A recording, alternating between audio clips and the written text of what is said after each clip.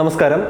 നമ്മൾ കഴിഞ്ഞ ദിവസം നോക്കിയിരുന്നത് ജി കോഡ്, എം കോഡ്, ഓഫ്സെറ്റുകൾ, അതായത് work offset, height offset, radius offset എന്നിവയെക്കുറിച്ചായിരുന്നു. നമ്മളൊരു ബേസിക് പ്രോഗ്രാം ചെയ്യാൻ ആവശ്യമുള്ള കാര്യങ്ങളെക്കുറിച്ചായിരുന്നു അന്ന് നമ്മൾ സംസാരിച്ചിരുന്നത്. ഇന്നും നമ്മൾ അത് തന്നെയാണ് കണ്ടിന്യൂ ചെയ്യുന്നത്. നമ്മൾ അതായത് ഒരു ബേസിക് പ്രോഗ്രാമിലേക്ക് തന്നെയാണ് ഇന്ന് നമ്മൾ കടക്കുന്നത്. ഞാൻ പറഞ്ഞിരുന്നല്ലോ മുൻപ് തന്നെ, അതായത് ലെവൽ ബൈ ലെവൽസ് ആണ് നമ്മൾ ചെയ്യുന്നത്. അതായത് 7 ലെവൽസ് ആണുള്ളത്. 7ാമത്തെ ലെവൽ ഇൻസ്പെക്ഷൻ വരുന്നത്, 6ാമത്തെ ലെവൽസ് പ്രോഗ്രാമിംഗ് വരുന്നു, 5ാമത്തെ ലെവൽ വരെ എന്ന് പറഞ്ഞാൽ പ്രോഗ്രാമിങ്ങിന് മുൻപുള്ള ലെവൽസുകളാണ്. അപ്പോൾ ആദ്യത്തേതെന്ന് പറഞ്ഞാൽ ഡ്രോയിങ് ആണ്. നമുക്ക് ആവശ്യമുള്ളൊരു ഡ്രോയിങ് ഇവിടെ കിട്ടിയിട്ടുണ്ട്. അതായത് ഇത് നമ്മൾ റിക്വയർഡ് ആയിട്ടുള്ള നമുക്ക് റിക്വയർഡ് പീസിൻ്റെ ജോബ് വന്ന റോ മെറ്റീരിയലാണിത്. അതായത് 100, 80, 20 ഇതാണ് നമുക്ക് കിട്ടിയിരിക്കുന്ന റോ മെറ്റീരിയൽ.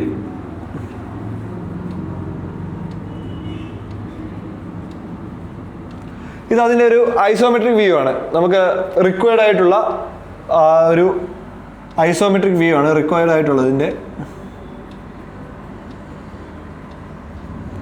അറിയാമല്ലോ, ഐസോമെട്രിക് വ്യൂ എന്ന് പറഞ്ഞാൽ നമ്മൾ നേരിട്ട് കാണാൻ പോകുന്ന വ്യൂ. അതായത് നമ്മൾ ചെയ്ത് കഴിയുമ്പോൾ ഏകദേശം ഈ രീതിയിലായിരിക്കും നമുക്കത് കിട്ടുക. ഇത് അതിൻ്റെ ടോപ്പ് വ്യൂ ആണ്. ഈ കാട്ടിയിരിക്കുന്ന അതിൻ്റെ ടോപ്പ് വ്യൂ ആണ്. ഡയമെൻഷൻസ് കൃത്യമായി രേഖപ്പെടുത്തിയിട്ടുണ്ട് ടോപ്പ് വ്യൂ. ഇത് അതിൻ്റെ ഫ്രണ്ട് വ്യൂ ആണ്. അപ്പം ഇവിടെ നമുക്ക് അറിയാമല്ലോ, അതായത് ഇതാണ് അതിൻ്റെ ഒരു ടോപ്പ് വ്യൂ, ഇതാണ് അതിൻ്റെ ഒരു ഫ്രണ്ട് വ്യൂ, ഇത് ഐസോമെട്രിക് വ്യൂ. ഇത് കണ്ടപ്പോഴേ നിങ്ങൾക്കറിയാം ഏകദേശം ഈ ഇരിക്കുന്ന ബ്ലോക്കിൻ്റെ ഈ സൈഡ് വെസ്റ്റ് ആണ് നമുക്ക് മില്ല് ചെയ്യാനുള്ളത്. അപ്പോൾ ഇവിടെ നമുക്കൊരു സ്റ്റെപ്പ് മില്ലിങ് ചെയ്തേ പറ്റത്തുള്ളൂ. സൈഡ് സ്റ്റെപ്പ് മില്ലിങ് ചെയ്തേ പറ്റത്തുള്ളൂ. അപ്പോൾ ഈ ഭാഗമാണ് പോകുന്നത്. അത് 4 സൈഡിലും പോകുന്നുണ്ട്. നോക്കാം. 100 ആണ് കറക്റ്റാണ്. 80 ആണ് മേളത്തെ വേണ്ട പോർഷൻസിൻ്റെ ലെങ്ത്. അതുപോലെ 60, ഇവിടെ 80 ഉണ്ടായിരുന്നു, 60 വരും. അപ്പം പറഞ്ഞു നമ്മൾ റോ മെറ്റീരിയൽ എടുത്തു, ഡ്രോയിങ് കിട്ടി എന്നെല്ലാം പറഞ്ഞു. അപ്പം ഫസ്റ്റ് നമുക്ക് വേണ്ട സാധനം റോ മെറ്റീരിയൽ കിട്ടിയിട്ടുണ്ട്. അപ്പം നമുക്ക് ഫസ്റ്റ് കിട്ടിയിരുന്ന ഡ്രോയിങ് കിട്ടിയിട്ടുണ്ട്. അത് റോ മെറ്റീരിയൽ നമ്മൾ എടുക്കാൻ പോകുന്നത് അലൂമിനിയം ആണ്. ഇവിടെ എടുക്കുന്നത് അലൂമിനിയത്തിൻ്റെ ബ്ലോക്കാണ് എടുക്കുന്നത്. റോ മെറ്റീരിയൽ അലൂമിനിയമാണ് നമ്മൾ എടുക്കുന്നത്. അത് കഴിഞ്ഞ് നമ്മൾ എടുക്കുന്നു, നമ്മൾ ടൂൾ എടുക്കണം. അപ്പോൾ ഇതിനായിട്ട് ഇതിൻ്റെ ഈ മില്ലിംഗ് പ്രോസസ്സിന് നമ്മൾ എടുക്കുന്നത് എൻഡ് വിൽ കട്ടറാണ്. 20 mm ഡയയുടെ എൻഡ് വിൽ കട്ടറാണ് നമ്മൾ യൂസ് ചെയ്യുന്ന ടൂൾ.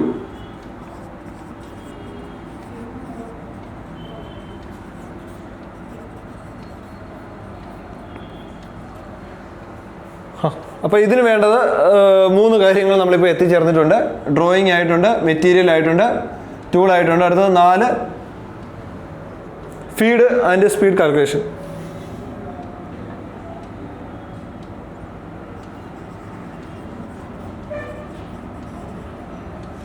അതിനകത്ത് ഇപ്പോൾ നമ്മൾ കൊടുക്കാൻ പോകുന്നത് ഒരു 2000 RPM ആണ്. അത് പൈഡിയൻ 60 വരുന്നതിനുള്ള ഇക്വേഷനൊക്കെ യൂസ് ചെയ്താണ് ഉള്ളത്. അത് നിങ്ങൾ ഫ്യൂച്ചറിലേക്ക് ക്ലാസ്സിലൊക്കെ വരുമ്പോൾ അത് നമ്മൾ ഡീറ്റെയിൽ ആയിട്ട് പറയുന്നതാണ്. ഇപ്പോൾ ഇതിനായിട്ട് നമ്മൾ എടുക്കുന്നത് ഒരു സ്പിൻഡിൽ സ്പീഡ്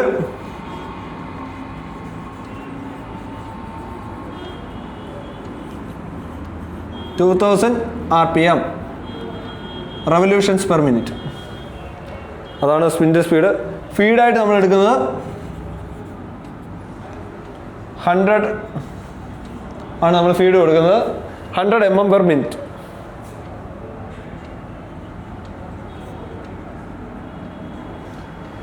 അപ്പോൾ വേണ്ട 4 കാര്യങ്ങളായി. 5ാമത്തെ കാര്യം, അതായത് 6ാമതാണ് പ്രോഗ്രാം എന്നുള്ളത് എല്ലാവർക്കും അറിയാലോ. 5ാമത്തെ കാര്യം നമ്മുടെ വർക്ക് ഹോൾഡിങ്. എന്തുപയോഗിച്ചാണ് നമ്മൾ വർക്ക് ഹോൾഡ് ചെയ്യുന്നത്? നോർമലി എല്ലാവർക്കും അറിയാം, VMCയിലൊക്കെ ക്ലാമ്പ്, വൈസ്, ജോസ്, അങ്ങനെ ജിക്സ് അതെല്ലാം നമ്മൾ യൂസ് ചെയ്യും. നമ്മളിവിടെ ഉപയോഗിക്കുന്നത് വൈസാണ് യൂസ് ചെയ്യുന്നത്. വൈസ് യൂസ് ചെയ്യുമ്പോൾ ധാരാളം കാര്യങ്ങൾ ശ്രദ്ധിക്കണം.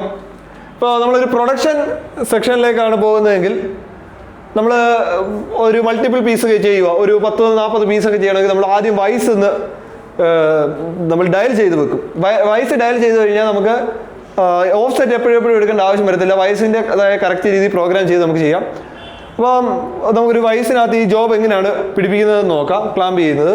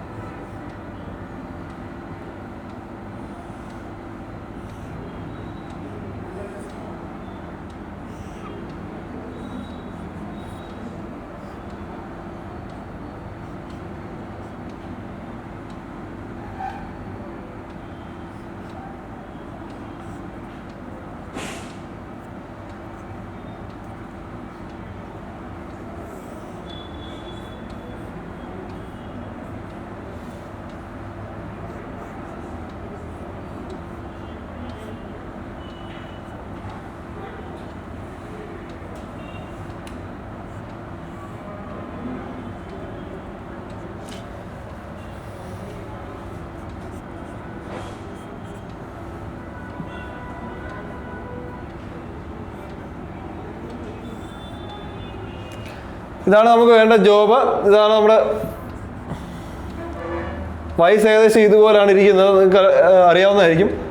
ഈ ജോബിനകത്ത് നമ്മൾ സാധാരണ ഒരു പ്രൊഡക്ഷൻ സെക്ടറിൽ പോകുകയാണെങ്കിൽ ആദ്യം വയസ്സ് ക്ലാമ്പ് ചെയ്യുകയാണ് ചെയ്യുന്നത്. സാധാരണ വയസ്സിൻ്റെ രണ്ട് സൈഡിലും നമ്മൾ ടീനട്ട് ഉപയോഗിച്ചാണ് ചിലത് ബെഡിച്ച് ക്ലാമ്പ് ചെയ്യുന്നതെങ്കിൽ ചിലത് സ്റ്റഡ് ഉപയോഗിച്ചായിരിക്കും ക്ലാമ്പ് ചെയ്യുന്നത്. അങ്ങനെ നമ്മൾ വയസ്സ് ഫിക്സ് ചെയ്യും. വയസ്സ് ഫിക്സ് ചെയ്തിട്ട് വയസ്സ് ഡയൽ ചെയ്യും. അപ്പോൾ ഇതിനകത്തൊരു ടെക്നിക്ക് പറയാം. സാധാരണഗതിയിൽ വയസ്സ് ഡയൽ ചെയ്യുമ്പോൾ നമ്മൾ എന്ത് ചെയ്യുന്നത് അറിയോ? ഒരു ഇപ്പോൾ രണ്ട് സൈഡിലും നട്ട് ബോൾട്ട് ചെയ്യണമല്ലോ. ഒരു സൈഡിലെ ബോൾട്ട് നമ്മളൊരു മാക്സിമം ഒരു അടുത്ത് ഒരു ടൈറ്റ്, ഒരു മിനിമം ടൈറ്റ്, ഒരു മീഡിയം ടൈറ്റ് ചെയ്യും. അത് കഴിഞ്ഞിട്ട് നമ്മൾ സ്ട്രെയിറ്റ് ചെയ്യും. സാധാരണ ഗതിയിൽ എല്ലാവരും ചെയ്യുക എന്ന് പറഞ്ഞാൽ നമ്മൾ ഡയൽ സ്റ്റാൻഡിൽ തന്നെ വെച്ചിട്ട് മെഷീൻ്റെ സ്പിൻഡിലോട്ട് ചേർത്ത് വെച്ച് ഡയൽ ചെയ്യുക. കാരണം അത് കോളത്തിലൊന്നും പിടിപ്പിക്കാനൊന്നും പോകില്ല. കാരണം ഇത് എപ്പോഴും ഡയൽ ചെയ്തെടുക്കേണ്ട ആവശ്യത്തിന് ഡയൽ സ്റ്റാൻഡ് വെച്ച് ഡയൽ ചെയ്യും. അപ്പോൾ ഡയൽ ചെയ്യുമ്പോൾ നമ്മൾ എപ്പോഴും ശ്രദ്ധിക്കുക, ഈ വയസ്സിൻ്റെ ഈ ഇരിക്കുന്ന ഫിക്സഡ് ജോ ആണ് നമ്മൾ ഡയൽ ചെയ്ത് വെക്കേണ്ടത്. ഇത് മൂവബിൾ ജോ ആണ്.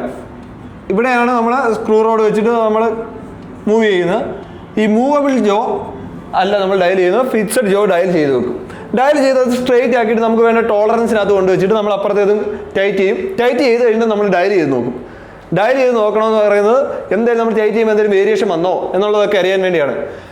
അത് കഴിഞ്ഞ് നമ്മൾ ഇപ്പം ഏകദേശം വർക്ക് ഹോൾഡിങ് ഡിവൈസ് എന്തോന്നറിയാം. അതുപോലെ നിങ്ങളിപ്പോൾ ഈ ഡയലിങ്ങിൻ്റെ കാര്യം പറഞ്ഞാൽ ഞാൻ ഒരു കാര്യം കൂടെ പറഞ്ഞുതരാം.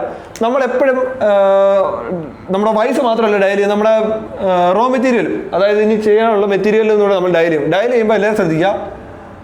ഇപ്പം ഇതിങ്ങനെ ഒരു ബെഡിൽ ഇങ്ങനെ ഇരിക്കുകയാണെന്ന് വെച്ചോ, ഈ ഒരു വയസ്സ് ഇങ്ങനെ ഒരു ബെഡിൽ ഇരിക്കുന്നത് സങ്കല്പിക്കുകയാണെങ്കിൽ ഈ ഒരു മൂവ്മെൻറ്റ് ഒരു എക്സ് മൂവ്മെൻ്റ് ആണെങ്കിൽ നമ്മൾ ഈ പോർഷനിൽ ഡയൽ ചെയ്ത് നോക്കിയിട്ട് നമുക്ക് വേണ്ട ഡയമെൻഷൻസിലാണോ ഇരിക്കുന്നത്, ടോളറൻസിലാണോ ഇരിക്കുന്നത്, നമ്മൾ ചെയ്ത് കഴിഞ്ഞാൽ നമുക്കത് കിട്ടുമോ, അല്ലാതെ അപ്പായിട്ടാണോ ഇരിക്കുന്നതെന്നൊക്കെ നമുക്ക് മനസ്സിലാക്കാം. അങ്ങനെ ഡയൽ ചെയ്യുമ്പോൾ എക്സ് ഈ ഡയറക്ഷനും വൈ ഈ ഡയറക്ഷനിലുമാണ് നമ്മൾ ചെയ്യുന്നത്. നമ്മൾ ഇവിടെ ഈ പൊസിഷനിൽ നിന്നാണ് ഞാനിത് പറയുന്നത്. നമ്മൾ ഈ പൊസിഷനിൽ നിൽക്കുമ്പോൾ അറിയാമല്ലോ, ഇതിൻ്റെ ഹാൻഡിൽ പൊസിഷൻ നിൽക്കുമ്പോൾ ഈ വരുന്ന പോർഷൻ എക്സും ഈ വരുന്ന പോർഷൻ വൈയും ഈ ഡയറക്ഷനിലാണ് നമ്മൾ ഡയൽ ചെയ്തെടുക്കുന്നത്.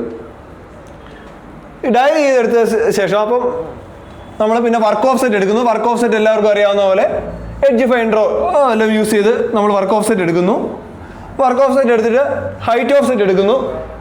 ഹൈറ്റ് ഓഫ് സെറ്റ് എല്ലാവർക്കും അറിയാമല്ലോ, അതായത് ഈ ജോബ് ഇങ്ങനെ ഇരിക്കുകയാണ്. ജോബിലേക്ക് നമ്മൾ കൊണ്ടുവന്ന് ടൂൾ കൊണ്ടുവന്ന് മുട്ടിച്ച് പേപ്പർ വെച്ച് അത് പേപ്പർ അനക്കി ചെയ്യുന്ന രീതിയിലാണ് നമ്മൾ എടുക്കുന്നത് normally.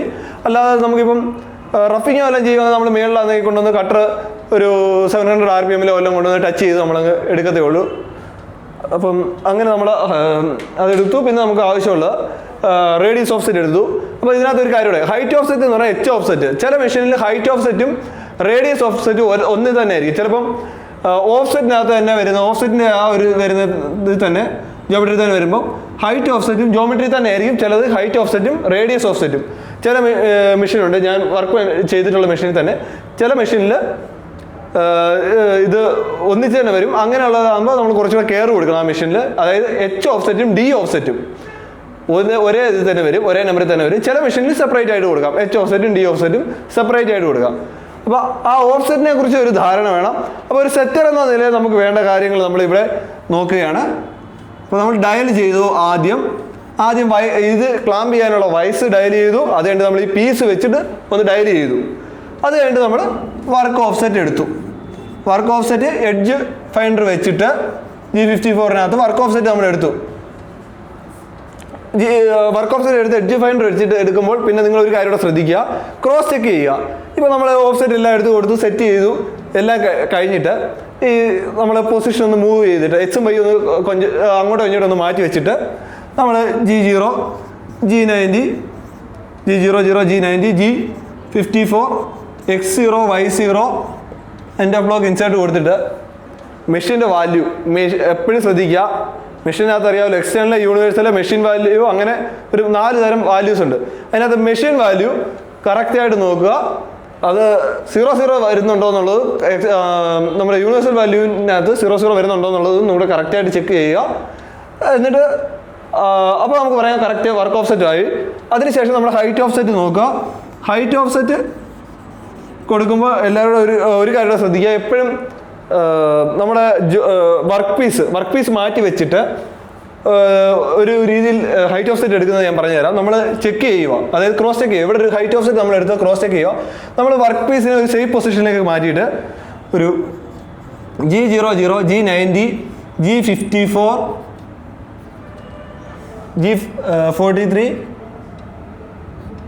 H1, Z0 end of block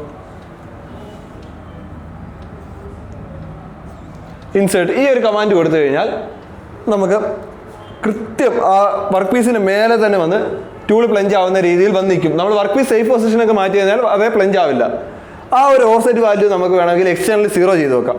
0 ചെയ്ത് വെച്ചിട്ട് നമുക്ക് പിന്നീട് വേണമെങ്കിലും നമുക്ക് ആ ഹൈറ്റ് ഓഫ്സെറ്റ് എടുത്ത് കറക്റ്റ് ആണെന്ന് അറിയാൻ ആ ടൂൾ കൊണ്ടുവന്ന് ഹാൻഡിലിൽ മൂവ് ചെയ്ത് നമുക്ക് കൊണ്ടുവന്ന് അതായത് മുട്ടിച്ച് നോക്കുമ്പോൾ 0 വരുന്നു, അല്ലെങ്കിൽ നമുക്ക് വേണ്ട ടോളറൻസ് വരുന്നെങ്കിൽ അത് കറക്റ്റായി. അപ്പം ആ ഒരു ഹൈറ്റ് ഓഫ്സെറ്റ് നമുക്ക് കൃത്യമായിട്ട് ക്രോസ് ചെക്ക് ചെയ്യാം.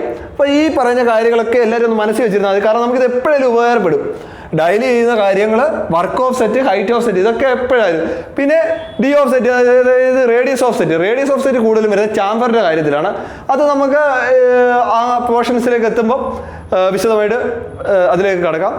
ഇനി നമുക്ക് നോക്കാനുള്ളത് അതായത് ബേസിക് പ്രോഗ്രാമിലേക്കാണ്. അതിന് വേണ്ടതായ വിഭവങ്ങളെല്ലാം നമ്മളിവിടെ ഷെയർ ചെയ്യും. ഇനി ബേസിക് പ്രോഗ്രാം നമുക്ക് നെക്സ്റ്റ് സെഷനിലേക്ക് നോക്കാം.